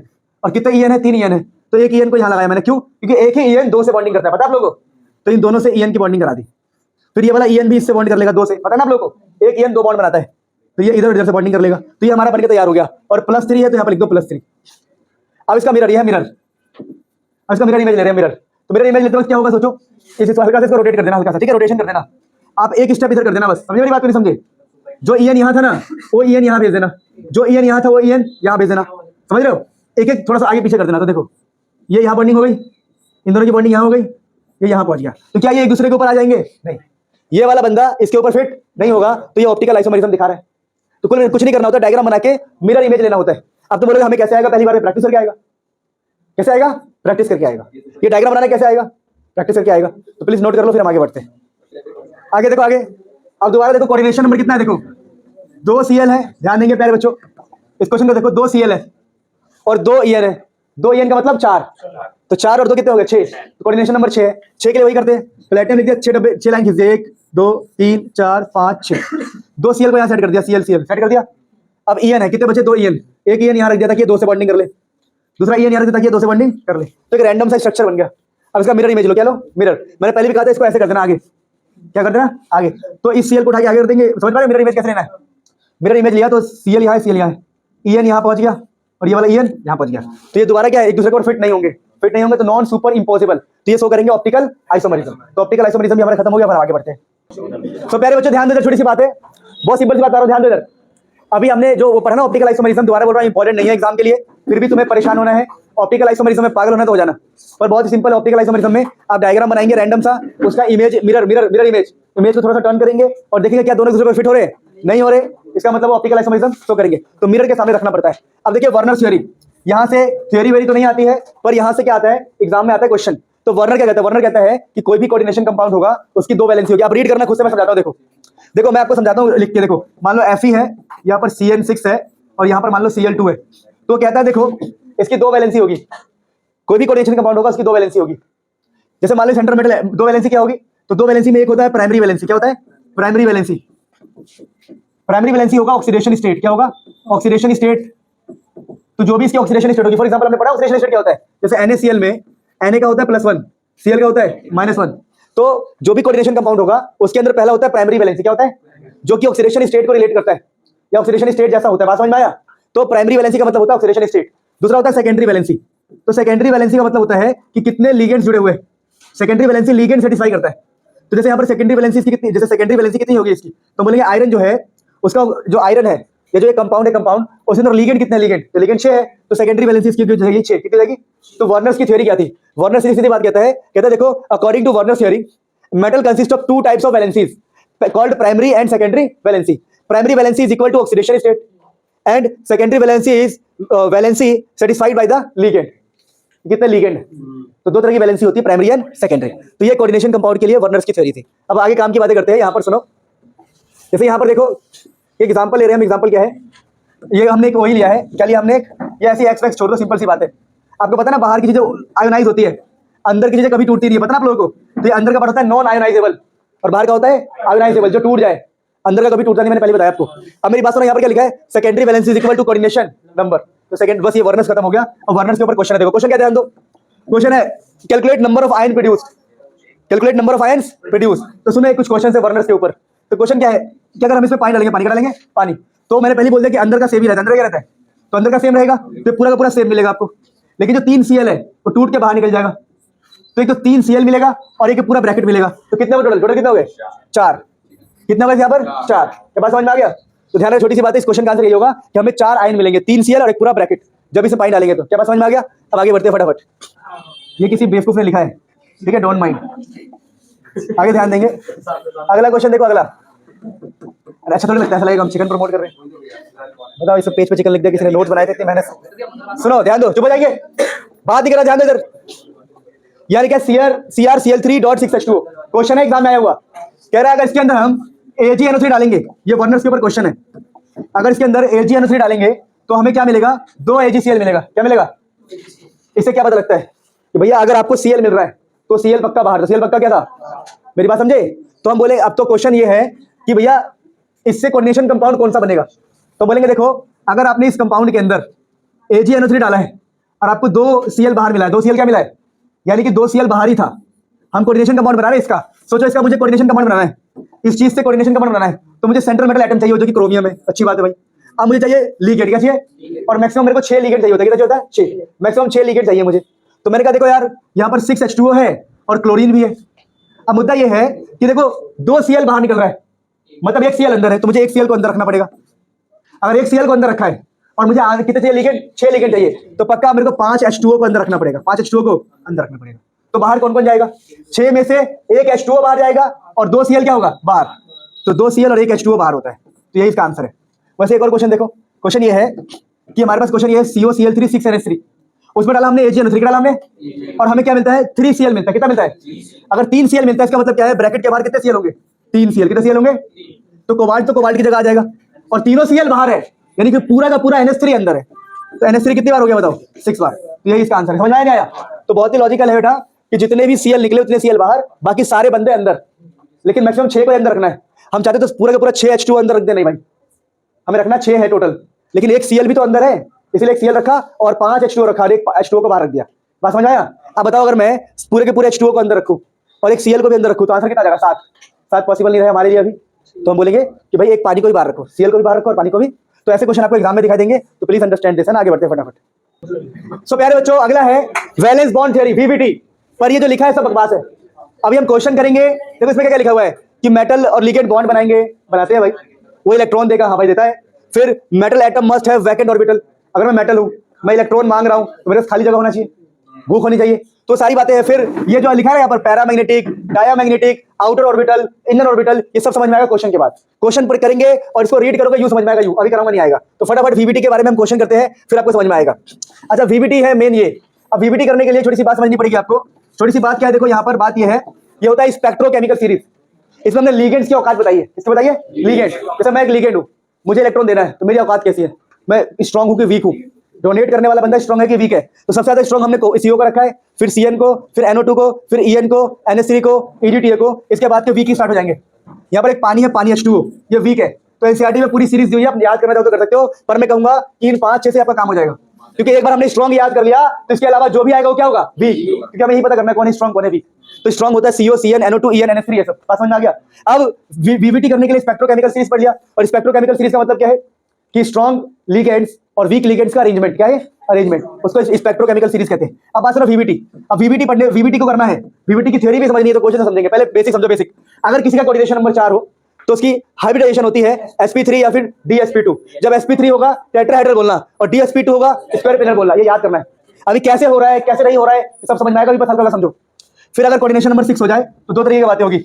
एक तो होगा sp3d2 या d2sp3, और ये ऑक्टाहेड्रल होते हैं। क्या होते हैं? टेट्राहेड्रल, स्क्वायर पिनर, ऑक्टाहेड्रल। कोऑर्डिनेशन नंबर 4 हो तो ये केस बनेगा, कोऑर्डिनेशन नंबर 6 हो तो ये केस बनेगा। अब तुम बोलोगे हमें तो याद ही नहीं हो रहा है, क्वेश्चन करेंगे जो याद होगा, और क्वेश्चन यही से आएगा। सबसे इंपॉर्टेंट यही है, सबसे इंपॉर्टेंट यही है। आप क्वेश्चन देखो, क्वेश्चन आपको मजा आने लग जाएगा। 2 क्वेश्चन करेंगे और मजा आएगा। चलो मैं आपको एक क्वेश्चन देखो, क्वेश्चन में क्या लिखाएगा जनरली? क्वेश्चन में ये लिखाएगा कि आपको एक क्वेश्चन दिया होगा, बोलेगा बताओ मैग्नेटिक बिहेवियर बताओ। मैग्नेटिक बिहेवियर का मतलब है कि डायमैग्नेटिक है कि पैरामैग्नेटिक है। फिर बोलेगा लो स्पिन है कि हाई स्पिन है, डाया है कि पैरा है, हाइब्रिडाइजेशन बताओ। ये सब चीजें पूछेंगे आपसे, ठीक है?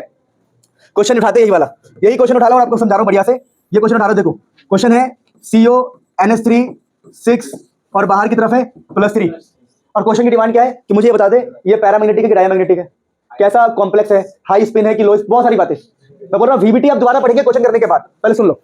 कोबाल्ट है, इसको मानेंगे x, क्या मानेंगे? x। अमोनिया का होता है 0 इक्वल टू में +3, तो आंसर आ गया x इक्वल टू, इसको जेब में रखे रहो। अरे जेब में रखो यार, इसको क्या कर रहे हो? रखो, रखिए, आपको आगे बढ़ो। अब ध्यान दो, यहाँ पर ध्यान दो। अब आपको सबसे पहले कोबाल्ट लिखना है। क्या लिखना है? कोबाल्ट के बारे में बता दूं आपको मैं, 28 होता है। क्या होता है? 27, और ये एग्जाम में गिवन होगा कि कोबाल्ट का एटॉमिक नंबर 27 होता है। तो पहले लिखो आप 27 कोबाल्ट। क्या लिखोगे? 27 कोबाल्ट। अब ट्रिक सुनो, ट्रिक। दुनिया का कोई भी क्वेश्चन आ जाए कोऑर्डिनेशन कंपाउंड से, और कुछ ऐसी ऐसी बातें हो जैसे मैंने आपको बताया, हाइब्रिडाइजेशन आ जाए, हाइब्रिडाइजेशन आ जाए, या फिर कैसा आ जाए कि स्पिन बताओ, या बताओ कि मैग्नेटिक बिहेवियर बताओ, जो वहां पे लिखा हुआ था। कोई भी क्वेश्चन आ जाए और ये से पूछा हो magnetic behaviour, low spin, high spin, dia, para, hybridisation, तो एक ही तरीका, पहला स्टेप यही रहेगा। हर क्वेश्चन का एक ही स्टेप है। कोबाल्ट लिखो, यहाँ लिखो 3D, यहाँ लिखो 4S, सब क्वेश्चन में यही 3D 4S, सब क्वेश्चन में। फिर जो 7 है, 7 D के सर पे बिठा दो, और जो 2 है S के सर पे, यानी S के ऊपर हमेशा 2 जाता है। हाई नंबर D पे, लो नंबर S पे। अब अगला स्टेप है डायग्राम बनाना। इसके सामने 3 डायग्राम बनाओगे आप। पहला D के लिए 1 2 3 4 D ऑर्बिटल, फिर आप बनाओगे एक डब्बा S का, फिर बनाओगे आप 3 डब्बा P का, फिर एक और डब्बा बनाओगे 5 का, 1 2 3 4 5, ये D का। मेरी बात समझे नहीं समझे?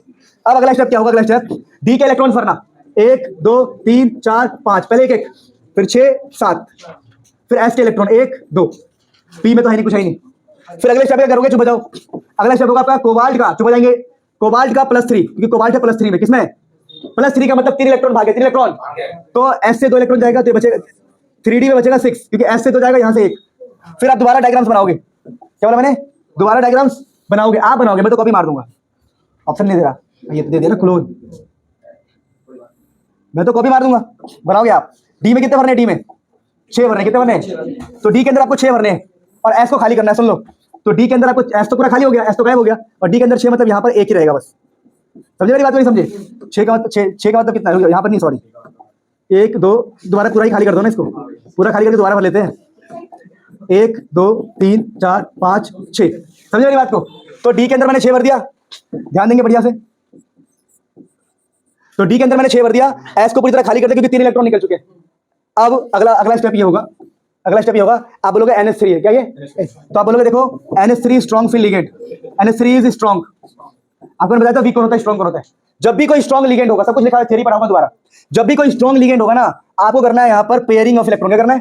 पेयरिंग। मैं लिखा हुआ पढ़ाऊंगा आपको, भी मैं रफली बता रहा हूँ, पेयरिंग। तो इसका जो नया डायग्राम बनेगा ऐसा बनेगा, देखो इसका नया डायग्राम बनेगा ऐसा बनेगा, पेयरिंग के साथ, पेयरिंग के साथ। देखो 1 2 है यहाँ पे, इसको इसमें पेयर करो, और इसको इससे पेयर करो, देखिए डब्बे खाली हो गए। डब्बे क्या हो गए? खाली। और आगे एक तो S है ही, आगे P है ही, और D भी खाली पड़ा हुआ है, 1 2 3 4 5। तो ये हो गया हमारा, ये क्या हो गया? तो ये हमारा समझ में आया कि कोबाल्ट +3 बनाएंगे, और जब भी कोई स्ट्रॉन्ग होगा तो पेयरिंग करेंगे। क्या करेंगे? अब क्या करना है? अब अगला स्टेप है कि कंपाउंड को बनाना। कंपाउंड आपका है CO NH3 6। कंपाउंड क्या आपका बेटा? CO NH3 6। तो CO NH3 और NH3 6 और +3, जो भी है ये, अब आपको कुछ नहीं करना, आपको ये जो डायग्राम्स है जो बन गया है इसमें आपको 6 भरने हैं अमोनिया। तो एक अमोनिया यहाँ भर दिया, एक अमोनिया यहाँ भर दिया, सुनते रहो, खाली डब्बे खाली डब्बे। एक अमोनिया यहाँ गया, एक यहाँ, एक यहाँ, एक यहाँ, एक यहाँ, 6 हो गया क्या? तो ये हो गया D2, क्या हो गया? S1P3। तो बस हो गया, खेल खत्म। ये आ गया आपका हाइब्रिडाइजेशन। और मैंने आपको बता दिया तो D2SsP3 का मतलब होता है ऑक्टाहेड्रल। क्या होता है? तो ये ऑक्टाहेड्रल है। तो आपको ज्योमेट्री मिल गई, ये ऑक्टाहेड्रल। अब सुनो, अंदर का ऑर्बिट इस्तेमाल हुआ कि नहीं हुआ? हुआ। सबसे पीछे का ऑर्बिट इस्तेमाल हुआ, सबसे अंदर का। तो ये इधर का ऑर्बिट जब भी इस्तेमाल हो ना, ये वाला ऑर्बिट, इसको बोलते हैं इनर ऑर्बिटल। क्या बोलते हैं? Inner orbital. Inner orbital complex है ये। दूसरी बात और, क्या यहाँ पर इलेक्ट्रॉन की पेयरिंग हुई है? देखो मेरा हाथ है अकेले, बहुत तेज भाग रहा है, अनपेयर्ड है। क्या ये? अनपेयर्ड। अब मैंने जोड़ दिया, अब मूवमेंट स्लो हो गया। क्यों? तो इसलिए जब भी पेयरिंग होगी तो लो स्पिन। क्या बनेगा? लो स्पिन। मेरी बात समझे नहीं समझे? हम पहले डब्बे खाली करते हैं, फिर इसमें अमोनिया भरते हैं। ये लो स्पिन होगा। क्या होगा? लो स्पिन इनर ऑर्बिटल। अब यहाँ पर आप बचपन से जानते हो कि कोई भी इलेक्ट्रॉन जो है अनपेयर नहीं है, और जब कोई अनपेयर इलेक्ट्रॉन ना हो तो वो होता है पैरामैग्नेटिक। क्या होता है ये? तो ये पैरामैग्नेटिक है। क्या ये? पैरामैग्नेटिक। अरे सॉरी मैंने ध्यान नहीं दिया, मैंने गलत बोल दिया। यहाँ पर सारे के सारे इलेक्ट्रॉन पेयर्ड है। क्या है? कोई भी इलेक्ट्रॉन अनपेयर्ड नहीं है। और जब भी इलेक्ट्रॉन की पेयरिंग हो वो होता है डायामैग्नेटिक। मैंने गलत बोल दिया, डायामैग्नेटिक। तो बेटा ये डायामैग्नेटिक है। तो अब देखो, हमें हाइब्रिडाइजेशन पता लग गया, हाई लो स्पिन पता लग गया, अंदर का ऑर्बिटल यूज हुआ पता लग गया, इनर ऑर्बिटल पता लग गया, सब कुछ पता लग गया। अब इसकी थ्योरी पढ़ो, अब इसकी एक बार थ्योरी पढ़ लो आप लोग चाहो तो खुद ही पढ़ सकते। देखो पढ़ो थ्योरी। मेटल लिगेंड बॉन्ड समझ जाए। Metal atom must have vacant orbital, खाली होना चाहिए, ठीक है। अगर अनपेयर्ड इलेक्ट्रॉन नहीं है तो डायामैग्नेटिक होगा। क्या होगा? डायामैग्नेटिक। लिखा है ना, अगर नो अनपेयर्ड इलेक्ट्रॉन डायामैग्नेटिक, अगर अनपेयर्ड हुआ तो पैरामैग्नेटिक। पिछले केस में सारे पेयर हो गए थे, क्या हो गए थे? इसलिए डायामैग्नेटिक है। फिर अगर स्ट्रॉन्ग फील्ड लिगेंड हुआ तो पेयरिंग होगा और इनर ऑर्बिटल बन जाएगा। अगर इनर ऑर्बिटल है, स्पिन कैसे होगी? लो स्पिन होगी, या फिर स्पिन पेयर्ड होगा। समझ रहे? अलग अलग नाम है ये। फिर अब लिखा क्या है कि अगर बाहर का ऑर्बिट इस्तेमाल हुआ, जैसे n-1 का मतलब अंदर का ऑर्बिट, और बाहर का ऑर्बिट इस्तेमाल हुआ तो nd का मतलब बाहर का ऑर्बिट, तो आउटर ऑर्बिटल बनेगा और हाई स्पिन होगा। ये सब आगे हम कर लेंगे। समझ आ रहा है बात? हाई स्पिन कब बनेगा? जब बाहर के ऑर्बिट इस्तेमाल होंगे, पेयरिंग नहीं होगी। ये थ्योरी थी, थ्योरी आप समझ गए होंगे। और समझाता हूं मैं, समझ में आया कि नहीं आया? आना चाहिए समझ में भाई, किसी भी हाल में। ठीक है, आगे देखो, आगे ये मैंने क्वेश्चन एक और क्वेश्चन ट्राई करते हैं फटाफट। जैसे ये क्वेश्चन देखो, ये क्वेश्चन आप लोगों के लिए देखो, वही वाला सेम क्वेश्चन है। हमने बोला है कि amine is a strong field ligand, so pairing of electron will take place. Pairing कराया हमने, पेयरिंग के बाद जो जगह खाली बची उन जगह में अमोनिया भर दिया। क्या भर दिया? अमोनिया। तो अमोनिया कैसे भरा है? D में 2, S में 1, P में 3, तो D2sp3, D2sp3। और क्या क्या लिखा हमने फिर हमने क्या लिखा? देखो D2sp3 इसकी है हाइब्रिडाइजेशन। क्या इसकी? इनर ऑर्बिटल कॉम्प्लेक्स बना है, अंदर का ऑर्बिटल कॉम्प्लेक्स बना है, लो स्पिन बना है, डायामैग्नेटिक क्योंकि पेयर्ड इलेक्ट्रॉन है। क्या बात समझ में आ गई सबको? अब ये वाला क्वेश्चन सेम है, आप ट्राई करना। CN भी स्ट्रॉन्ग है। CN क्या है? देखो दोबारा सेम, हमने पहले आयरन लिखा, फिर आयरन का +3 लिखा, फिर हमने पेयरिंग कराया। क्या कराया?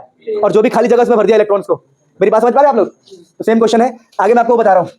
क्या बोलते हैं? लो स्पिन वाला, लो स्पिन वाला ये बता रहा हूँ। देखो लो स्पिन वाला, देखो लो स्पिन वाला कोबाल्ट का, देखो कोबाल्ट का लो स्पिन, देखो लो स्पिन। प्यारे बच्चों, कोबाल्ट का लो स्पिन वाला देखो, यहाँ लिखा है कोबाल्ट F6-3, कोबाल्ट F6। तो यहाँ से पहले x से मैंने वो निकाल लिया, x -6 -3 x +3। तो पहले तो मैंने कोबाल्ट देखा, क्या देखा? कोबाल्ट का लिखा 27 3d7 4s2। फिर इलेक्ट्रॉन्स को भर दिया, इलेक्ट्रॉन्स को। अगली बार में मैंने कोबाल्ट का +3 बनाया, जो कि वो +3 में है, +3 बनाया तो 3d6 आया, बाकी सारे गायब हो गए। फिर मैंने क्या कहा कि भाई फ्लोरीन जो है, फ्लोरीन एक वीक फील्ड लिगेंड है, क्योंकि स्ट्रॉन्ग की कैटेगरी में आता ही नहीं है। अगर ये वीक फील्ड लिगेंड है तो पेयरिंग नहीं होगी। Pairing, fluorine is a weak field ligand, no pairing, no pairing. अगर पेयरिंग नहीं होगी तो ये डब्बे खाली नहीं होंगे। यानी अब जो इलेक्ट्रॉन्स भरने अब जो फ्लोरीन भरने स्टार्ट होंगे, कहाँ होंगे बताओ? बाहर की तरफ, आउटर की तरफ, अंदर की तरफ नहीं, आउटर की तरफ। तो जो खाली डब्बे, खाली S का है तो S में एक आएगा फ्लोरीन, फिर आएगा P में 3 फ्लोरीन, फिर D आगे आता है D, ये होता है D, ये होता है S, ये होता है P, ये होता है D, और D में 2 फ्लोरीन। तभी तो कितने होंगे? देखो 1 2 3 4 5 6, तो ये बनेगा sp3d2, और sp3d2 बन गया। तो हमने सब कुछ पता लगा लिया। देखो ड्यू टू अनपेयर्ड इलेक्ट्रॉन, ये पैरामैग्नेटिक है। आउटर ऑर्बिटल इस्तेमाल हुआ है, अंदर का इस्तेमाल ही नहीं हुआ, पेयरिंग नहीं हुई थी।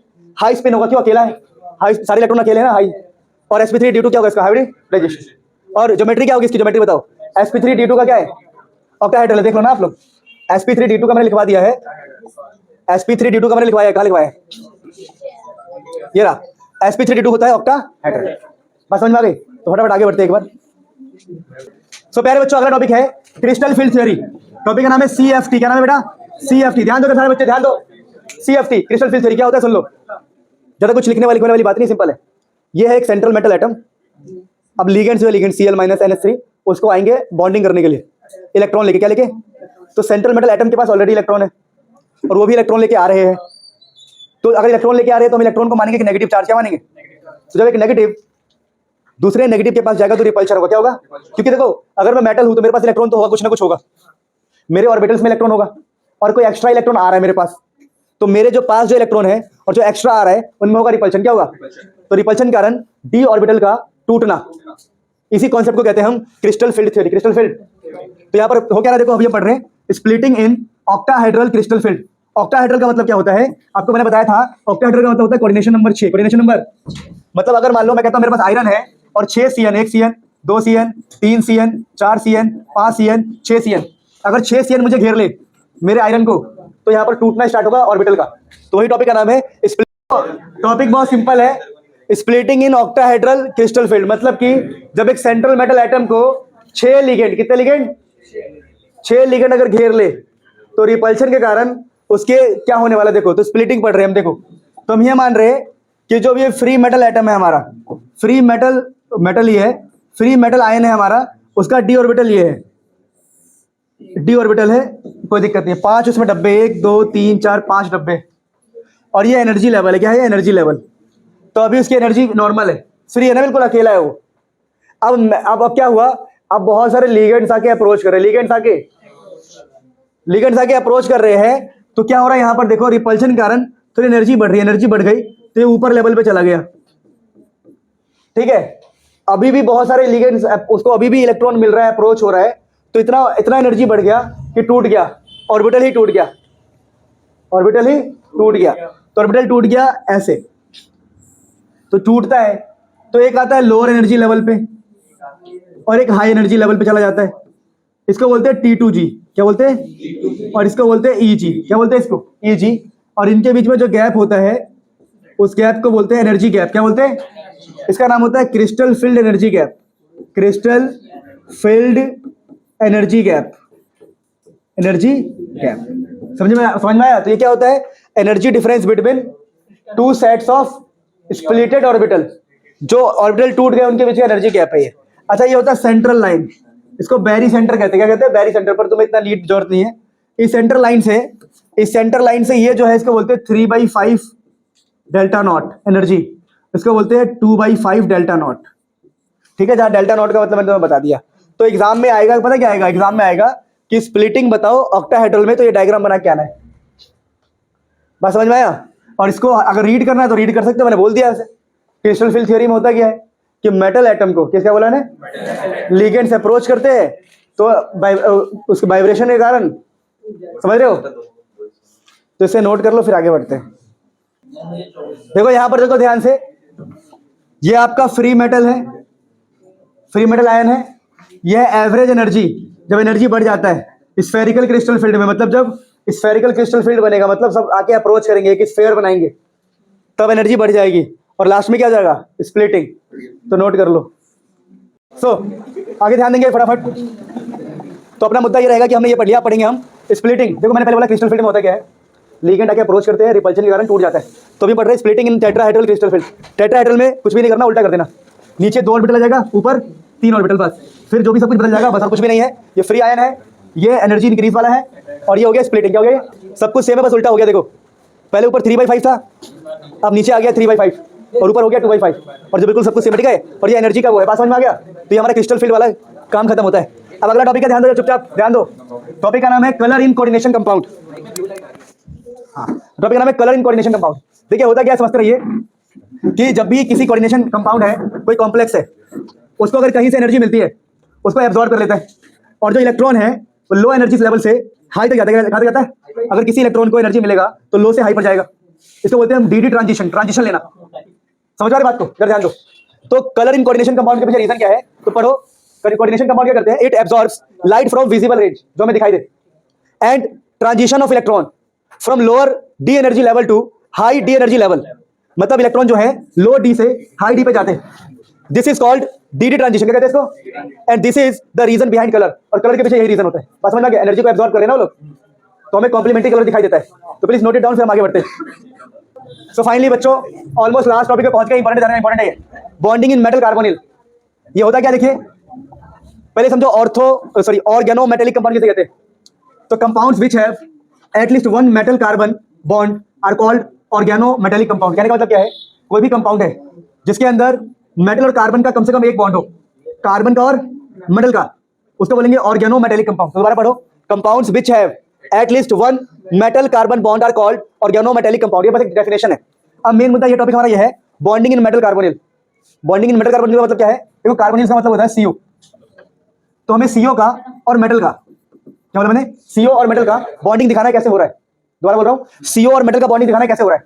इसे समझाते बढ़िया से देखो, इसमें होता क्या है समझा रहा हूँ, डायग्राम समझाता हूँ, डायग्राम समझाता हूँ, डायग्राम से ध्यान दो। यहां पर एक मेटल है, ये मेटल है मेटल, और ये इसके ऑर्बिटल्स है, ऑर्बिटल्स, ठीक है, सारे ऑर्बिटल्स बने हुए, और यहाँ पर है कार्बन मोनोऑक्साइड और इसके ऑर्बिटल्स बने हुए। तो यहाँ पर होता क्या है, ये जो कार्बन है, कार्बन अपने इलेक्ट्रॉन पेयर निकालता है और इसको भेजता है मेटल को, किसको भेजता है, और एक बॉन्ड बनता है सिग्मा बॉन्ड। उसी टाइम पर पहली बार इतिहास में ऐसा हो रहा है, मतलब होता और भी है, लेकिन वैसे बता रहा हूँ, जो मेटल है मेटल, वो भी अपने इलेक्ट्रॉन निकालता है और आगे ट्रांसफर मार देता है। मेरी बात समझे। तो हो क्या रहा है, यहाँ से बनता है पाई बॉन्ड, क्या बनता है यहाँ से, पाई बॉन्ड। तो यहाँ पर एक अलग ही तरह का रिश्ता है, उसने इलेक्ट्रॉन दिया मैं भी दूंगा, इससे बॉन्ड बॉन्ड जो बड़ा अच्छा बनता है, स्ट्रेंथ अच्छी होती है। यही लिखा है देखो कि the metal to ligand bonding creates a synergic effect which gives strength. इसके वजह से बहुत स्ट्रेंथ मिलता है। तो what is synergic effect, strength देना, कितना स्ट्रेंथ देना, मतलब आप इलेक्ट्रॉन दे रहे हो मैं भी दे रहा हूं, तो स्ट्रेंथ अच्छा बनेगा, बॉन्ड अच्छा बनेगा। तो the metal to ligand bonding, metal से लिगेंड बॉन्डिंग, मेटल से, जैसे मेटल से लिगेंड, मेटल से लिगेंड, मतलब मेटल इलेक्ट्रॉन दे रहा है, बताओ जो मेटल है वो भी इलेक्ट्रॉन दे रहा है, क्या बात। तो इसे कहते हैं सिनर्जिक इफेक्ट, कहते हैं सिनर्जिक इफेक्ट। अब यही स्टोरी मैंने यहाँ लिखी है, पढ़ सकते हो कि the metal carbon sigma bond is formed. Metal के बीच में सिग्मा बॉन्ड कब बनता है, जब आपका जो लोन पेयर है, found by donation of lone pair by the carbon, जो कार्बन का कार्बन है वो इलेक्ट्रॉन दे। और पाई बॉन्ड कब बनता है, the metal carbon pi bond, जो मेटल है metal carbon pi bond is form. Metal के बीच में और कार्बन के बीच में बॉन्ड कब बनता है, जब आपका जो मेटल है donation of pair of electron from field D orbital of metal, metal के ऑर्बिटल से उसके में जाए, तो D orbital into the vacant anti bonding pi star orbital of carbon, मतलब जब मेटल से कार्बन के अंदर जाए इलेक्ट्रॉन, समझ रहे हो, तो पाई बॉन्ड बनता है। तो एक सिग्मा बॉन्ड भी बनता है और पाई बॉन्ड भी बनता है, जिसकी, और जब मेटल खुद ही इलेक्ट्रॉन दे रहा है तो बॉन्ड कितना स्ट्रांग होगा सोचो। आज तक हमने ये सुना था कि भाई तू इलेक्ट्रॉन दे रहा है मेटल को, यहाँ पर उल्टा हो रहा है, मेटल को। आपको छोटे मोटे टॉपिक सुन लो, पहला ये कि यूज ऑफ कोऑर्डिनेशन कंपाउंड। तो बायोलॉजिकल सिस्टम में, मेडिसिन में मेटलर्जीज, पता है क्या होता है मेटलर्जीज, मेटल को सेपरेट करने में, सोने से चांदी को में हटाने में, ऐसी ऐसी चीजों में ना मेटलर्जी का मतलब है मेटल्स को सेपरेट करने में। अब मेरी बात सुनो, छोटी छोटी बातें, यहाँ पर एक टॉपिक है सुन लो, एक टॉपिक होता है डबल सॉल्ट, डबल सॉल्ट, और एक होता है आपके पास कॉम्प्लेक्स कोऑर्डिनेशन वाले, कोऑर्डिनेशन वाले। तो देखो डबल सॉल्ट क्या है, ये आपके नॉर्मल सॉल्ट होते हैं, तो बताओ, तो डबल सॉल्ट में क्या होता है, अगर पानी डालोगे, क्या डालोगे, पानी, तो ये कंप्लीटली अपनी आइडेंटिटी को लूज कर देगा। लूज इन आइडेंटिटी होता है, loose, loss in identity, identity, identity. और जब हमने बताया था आपको, जब भी किसी कोऑर्डिनेशन कंपाउंड में पानी डालते हो टूटता ही नहीं है, तो क्या होगा, do not lose identity completely, identity completely. बस समझ में आया। और इसके, सुन लो मेरी बात, डबल सॉल्ट के प्लीज एक आपको मैं होमवर्क दे रहा हूं, इसका एक एग्जांपल याद करना। कोऑर्डिनेशन का एग्जांपल तुम्हें बहुत सारे पता ही है, ठीक है ना। तो डबल सॉल्ट का मोर सॉल्ट होता है एग्जांपल, मिल गया तो चलो मोर सॉल्ट, ठीक है। और कोऑर्डिनेशन कंपाउंड के तो बहुत सारे, तो आप थोड़ा सा डबल सॉल्ट कोऑर्डिनेशन कंपाउंड के बारे में याद कर लेना। अब मेरी बात सुनो, कुछ टॉपिक होता है चैप्टर के अंदर जो एग्जाम में कभी नहीं आता। क्या टॉपिक का नाम है, जैसे कि बोलेंगे, बताओ, VBT का लिमिटेशन, VBT का लिमिटेशन, ऐसे क्वेश्चन आ सकता है, बहुत ही रेयर, मतलब ये सब थोड़ी पूछता है आज के टाइम पे लिमिटेशन क्या है। वैसे बताओ, आपसे पूछ ले कि VBT का लिमिटेशन क्या है, वैलेंस बॉन्ड थ्योरी की लिमिटेशन क्या है, तो मैं फिर भी नहीं आता है, फिर भी आपको बोलूंगा कि कम से जैसे लिमिटेशन क्या है, VBT कभी नहीं बताता कि कौन सा वीक फील्ड है, कौन सा स्ट्रॉन्ग फील्ड लिगेंड है, VBT को ये पता ही नहीं है। तो 2 पॉइंट एग्जाम के लिए, 2 पॉइंट कम से कम आप तैयार कर लेना, पर एग्जाम में नहीं आता। इस प्रकार से चैप्टर में मैंने हर एक बात को डिस्कस कर लिया, कुछ भी तो नहीं है, ठीक है ना। ये हो गया, जैसे VBT क्या करता है, लिमिटेशन क्या है कि आपको ये नहीं बताएगा कौन सा वीक फील्ड है, कौन सा स्ट्रॉन्ग फील्ड है, और ये कलर ऑफ कोऑर्डिनेशन कंपाउंड के बारे में ज्यादा कुछ कहता नहीं है। तो 2 लिमिटेशन हो गई, तो ऐसी छोटी, इतना कुछ आता नहीं है। इस प्रकार चैप्टर पूरी तरह खत्म हो गया। Enjoy your day.